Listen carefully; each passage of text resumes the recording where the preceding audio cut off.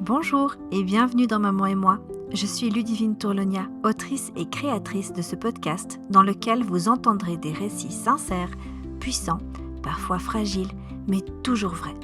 Si ce projet vous touche, il y a une façon très simple de le soutenir. Vous abonner. Merci infiniment. Et maintenant, place au témoignage. Dans la première partie de son témoignage, Muriel nous a raconté comment elle a traversé le décès de sa maman alors qu'elle était enceinte et comment cette grossesse s'est déroulée dans un état émotionnel fragile et instable. Dans cette deuxième partie, elle revient sur son accouchement, un moment qui aurait dû être une rencontre, mais qui s'est transformé en une scène de confusion et de peur. Alors que sa fille est confiée à son mari et qu'on lui demande de sortir, Muriel sent que quelque chose ne va pas. Elle voit les soignants s'agiter sans comprendre ce qui lui arrive. Un témoignage sur la perte de repères, l'isolement et la manière dont certains accouchements laissent des traces bien au-delà de la naissance. Bonne écoute.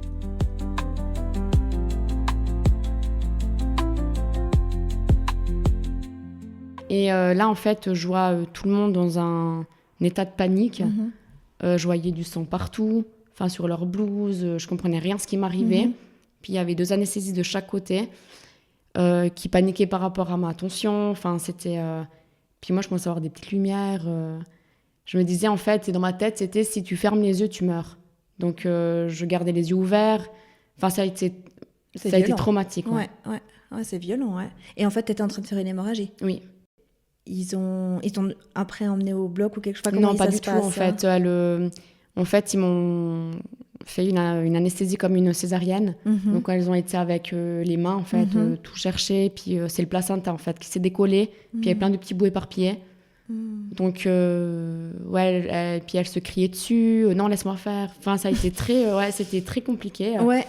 Et je comprenais rien ce qui m'arrivait. Ouais, et surtout, t'es pas endormie, là. Tu vois tout, quoi. Et puis moi, j'étais dans les vapes. Et je me concentrais pour pas fermer ses yeux. J'étais persuadée que j'allais mourir.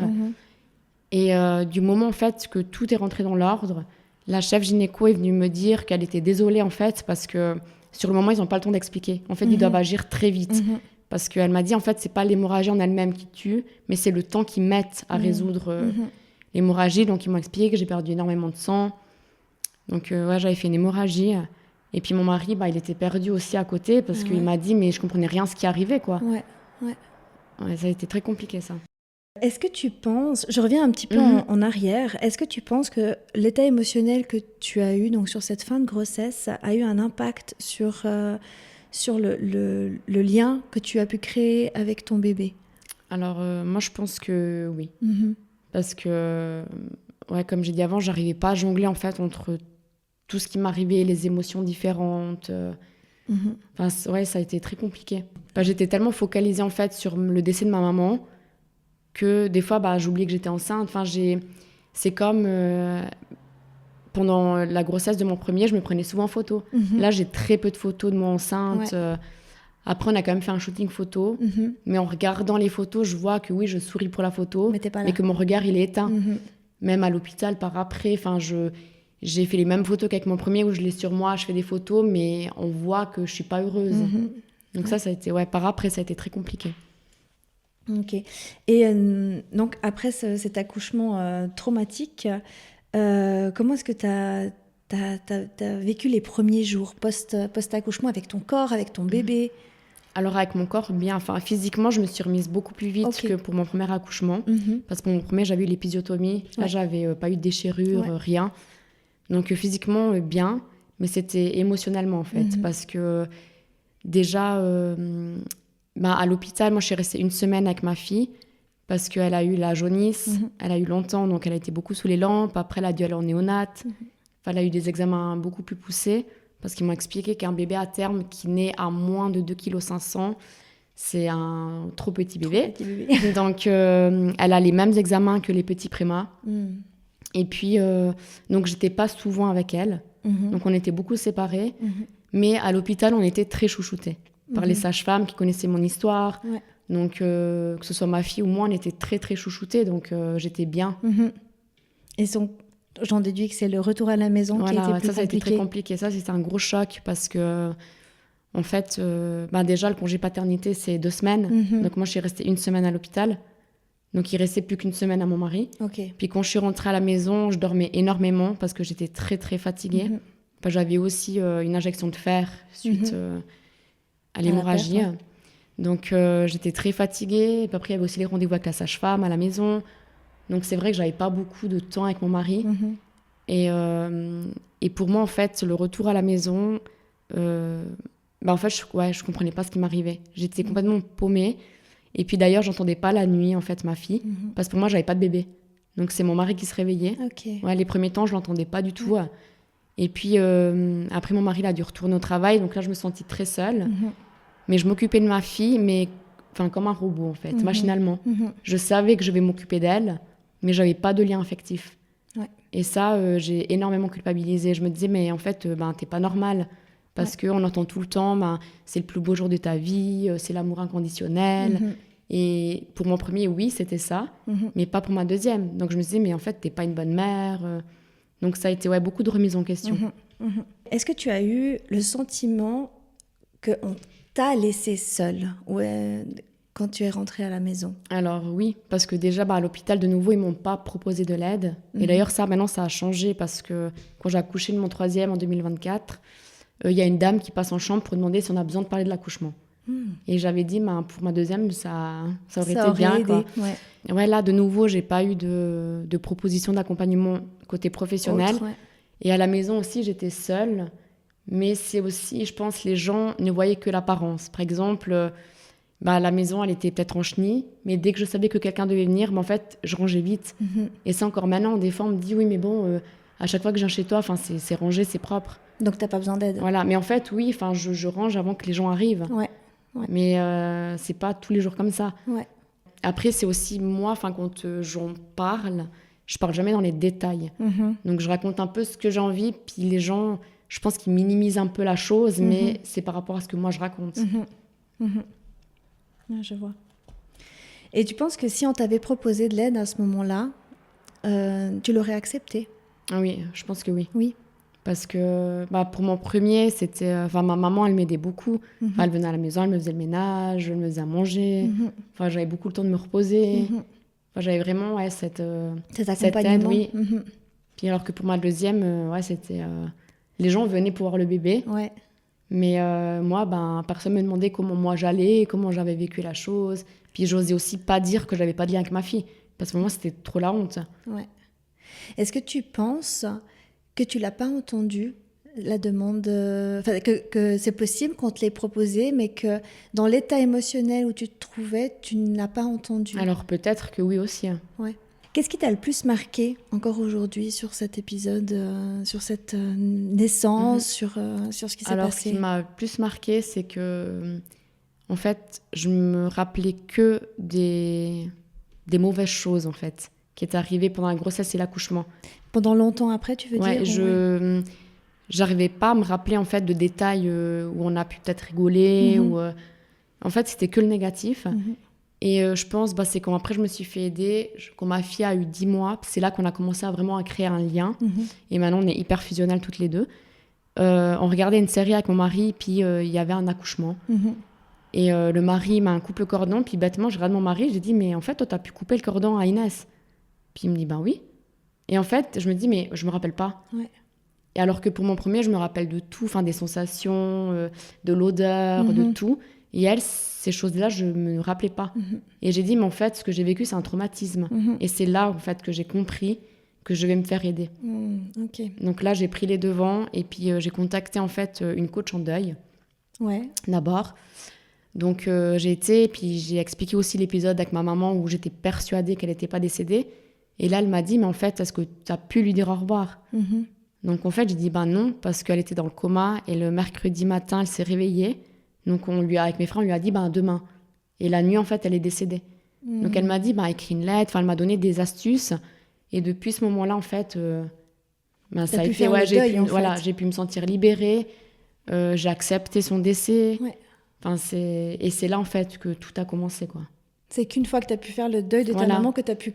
en fait, créer le lien avec ta fille. Après, c'est pas après que j'ai compris, mais en fait, j'étais incapable de faire deux choses en même temps. C'était soit je faisais le deuil, soit je créais le lien avec ma fille. Ok. Et comment s'est passée alors la rencontre avec ton bébé, enfin avec ta fille, quand tu as pu faire ce deuil? Alors, après la séance avec cette coach, j'ai couru à la maison et j'ai été dire à ma fille, je suis désolée, comment je t'ai parlé pendant la grossesse, je suis désolée des émotions que tu as dû ressentir. Parce que par après, je me suis dit, mais la pauvre, quoi, ils ressentent tous ces bébés dans le ventre. Et je me suis excusée, j'ai dit que c'était pas contre elle, c'était pas sa faute, que c'était moi, en fait, ça m'appartenait à moi et pas à elle. Et je pense que je me suis rattrapée fois 1000, quoi. Une fois que tu as coup dire pardon, en gros, demander pardon à ta fille, le lien s'est créé facilement? Oui. Ouais, vraiment, c'est du jour au lendemain, quoi. Tu as eu ce coup de foudre dont on parlait au début, que tu as eu avec ton fils au début, et là tu l'as presque 10 mois après, en fait. Oui, c'est ça, puis vraiment très fort, et d'ailleurs, fin 2023, j'ai décidé de démissionner pour m'occuper de mes enfants à 100% à la maison, parce qu'en fait, je la voyais évoluer, parce qu'avec elle, on a eu pas mal de soucis aussi, parce qu'elle était RGO, le trouble de l'oralité, et je la voyais tellement évoluer que je culpabilisais de me dire, mais en fait, c'est moi qui dois l'aider à grandir, à l'accompagner. Donc, on les a retirés de la crèche, et puis... Et c'est toi qui t'en as occupé complètement. Est-ce que tu as senti ta maman présente d'une certaine manière, malgré son absence dans l'arrivée de ta fille? Alors c'est par après, parce que moi je crois beaucoup aux signes et tout ça.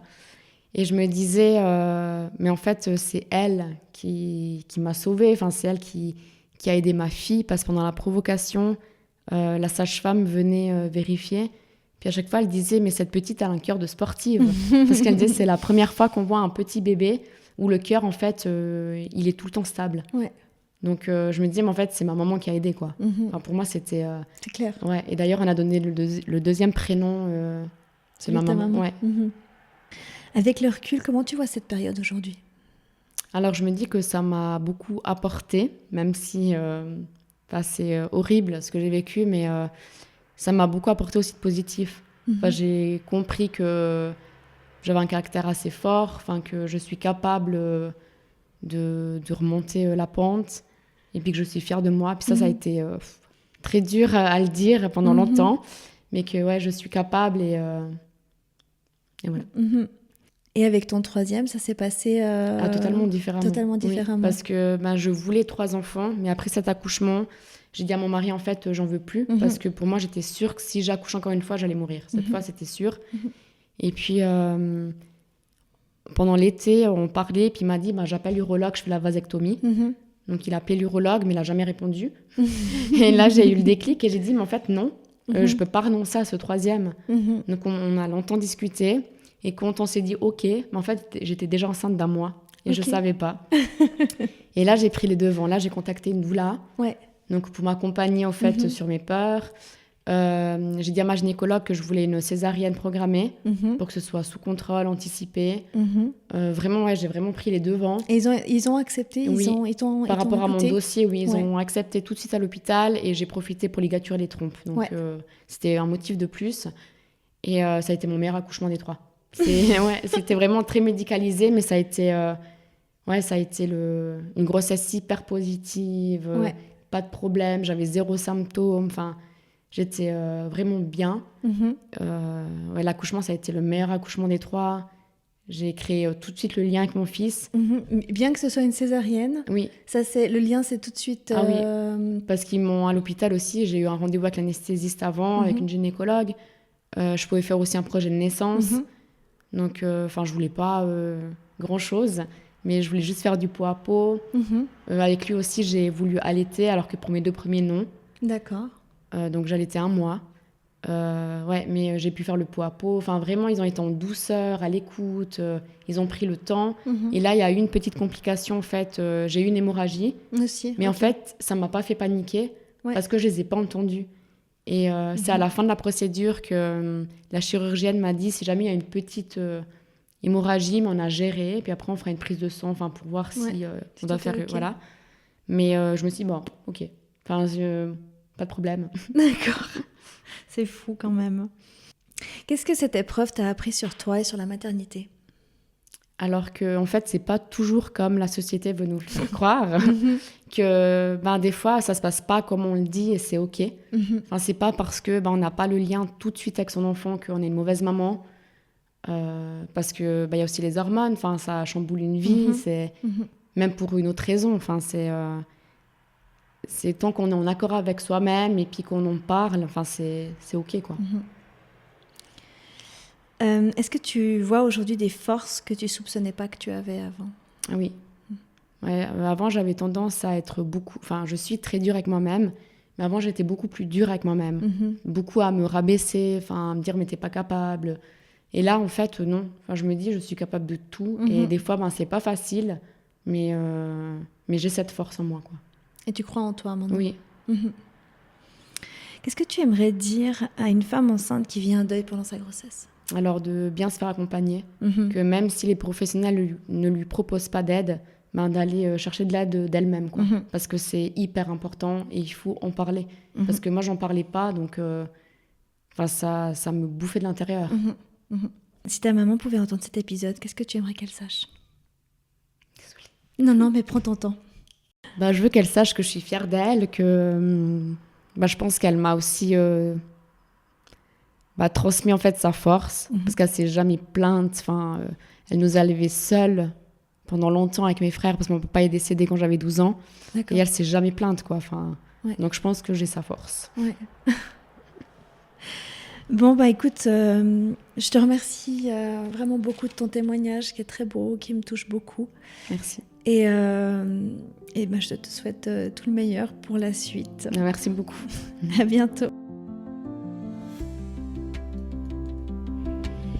Après l'enregistrement, Muriel m'a confié un élément important de son histoire. Lors de son rendez-vous postpartum, sa gynécologue lui a expliqué que l'hôpital avait analysé ce qu'il restait du placenta. Parfois, lorsqu'un bébé naît plus petit, cela peut être lié à une infection ou à d'autres causes médicales. Dans son cas, les médecins ont écarté ces pistes. Ce qu'ils ont retenu, c'est l'impact du choc émotionnel intense qu'elle a traversé pendant sa grossesse.